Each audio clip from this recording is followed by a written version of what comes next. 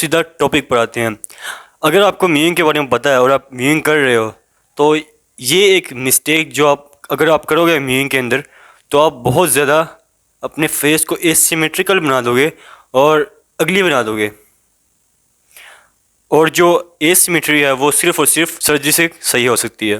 Creator जो कहते हैं कि यहाँ पर हाथ रख लोगे या बोन स्मैशिंग करके तुम एक साइड के जॉ को बड़ा करके लेवल कर दोगे, तो ये नहीं होने वाला, बिल्कुल भी नहीं होगा।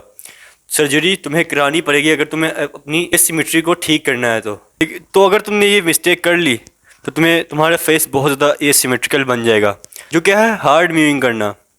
जो हार्ड मीविंग होता है उसमें तुम क्या करते हो, तुम अपने पैलेट पर अपने टंग से प्रेशर डालते हो, जिससे तुम्हारा जो पैलेट है, तुम्हारा जो फेस है वो फॉरवर्ड ग्रो करता है और ऊपर की तरफ ग्रो करता है, जिससे तुम्हें एक हंटर आइज मिलती हैं, हाई चीक बोन्स मिलती हैं और साथ ही साथ तुम्हें फॉरवर्ड ग्रोथ मिलती है। लेकिन ये बहुत ज़्यादा मुश्किल है कि तुम अपने पैलेट पर अपने टंग से इक्वली दोनों साइड पर फोर्स डाल रहे हो। इसके बहुत कम चांसेस हैं।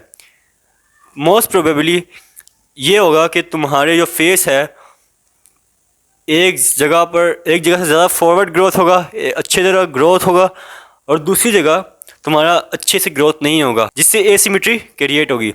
तो जो ये वाली मीविंग है वो सही तरीका नहीं है, बल्कि रॉन्ग तरीका है मीविंग करने का। जो सही तरीका है वो डॉक्टर म्यू ने अच्छे से एक्सप्लेन कर दिया है अपनी वीडियो में, अपने जो कि उसके चैनल पर है। उसके अकॉर्डिंग ये है कि जब आप अपने पैलेट पर प्रेशर डालते हो तो उसमें आपको इक्वली प्रेशर डालना बहुत ज़्यादा मुश्किल बन जाता है, जिसकी वजह से एक टेक्निक यूज़ की जाती है जिसे कहते हैं वैक्यूम टेक्निक। जिसमें क्या होता है कि तुम अपने सलाइवा को अपने मुंह को बंद करके अपना पैलेट जितना भी ऊपर लग सकता है आराम से लगा सकते हो, उतना लगाओ, और जितना भी तुम्हारे मुंह में सलाइवा है उस सबको स्वॉलो करना शुरू कर दो।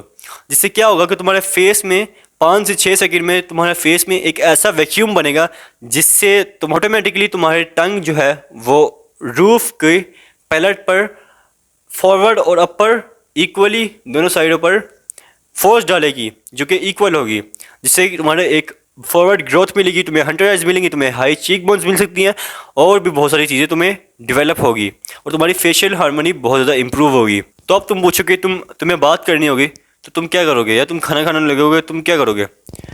तो जब तुम खाना खाओगे या तुम किससे बात कर रहे हो तो तुम्हें बस एक काम करना है, तुम्हें उससे बात करनी है, और फिर अपनी कंप्लीट करने के बाद फिर से ये प्रोसेस रिपीट करना है, जिसमें आप अपने मुंह के अंदर वैक्यूम क्रिएट करना है, जिससे आप मीविंग के स्टेट पर दोबारा आ सको।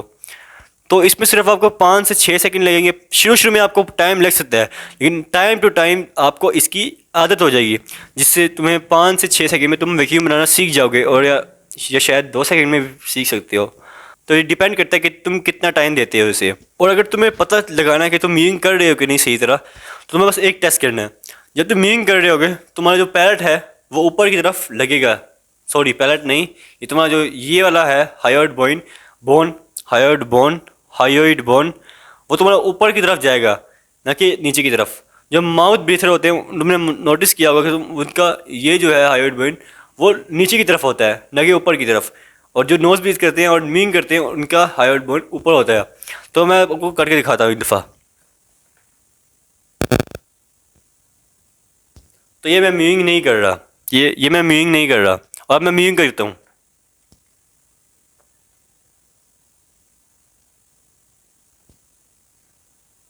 तो डिफरेंस तुम्हें दिख रहा होगा, शायद पता नहीं तुम्हें दिख रहा है कि नहीं, लेकिन ये डिफरेंस क्रिएट करता है। और ये जो तुम्हारे जब हायोइड बोन ऊपर जाती है, इसका मतलब है तुम अच्छे से और सही से मीविंग कर रहे हो। और ये ध्यान रखना कि तुम वैक्यूम क्रिएट कर रहे हो और तब मीविंग कर रहे हो, क्योंकि अगर तुम ऐसे ही फोर्स लगाने लग जाओगे, पहली बात तो ये है कि तुम्हारी टंग बहुत ज़्यादा इक्वल प्रेशर नहीं डाल सकती, वो जिससे एसिमेट्री क्रिएट होगी तुम्हारी फेस की। दूसरी बात है कि तुम थोड़े टाइम करके तुम थक जाओगे। क्यों? क्योंकि तुम्हारा जो टंग है वो मसल है और वो भी थकता है।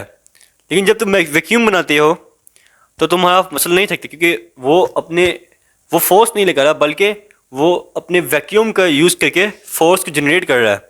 तो यही डिफरेंस है रॉन्ग म्यूइंग और सही म्यूइंग में। लेकिन अगर तुम फ़ोटोज़ निकालते हो या निकालने वाले हो तो तुम उस टाइम के लिए कुछ उस मोमेंट के लिए तुम म्यूइंग कर सकते हो हार्ड वाली, जो तुम पहले करते थे, जो रॉन्ग तरीका है। जैसे क्योंकि जब तुम म्यूइंग करते हो जो रॉन्ग वाला है, उस पर तुम्हारा हाइलाइट पॉइंट बहुत ज़्यादा ऊपर चले जाता है, जिससे बहुत ज़्यादा शार्प और अच्छी लुक आती है जॉयलाइन की। लेकिन जब तुम जो सही वाला राइट वे है म्यूइंग का, लेकिन जब तुम वो करते हो तो तुम्हारा हाइलाइट पॉइंट इतना ऊपर नहीं जाता और जॉयलाइन इतनी शार्प नहीं दिखती। तो ये डिफरेंस है। अगर तुम वीडियोज़ में अच्छा दिखना चाहते हो, तो फोटोज में अच्छा दिखना चाहते हो तो तुम ये कुछ टाइम के लिए उस मोमेंट के लिए कर सकते हो। तो यही थी वीडियो। उम्मीद है आपको इस वीडियो ने वैल्यू प्रोवाइड की होगी। मिलते हैं अगली वीडियो में। अल्लाह हाफिज़।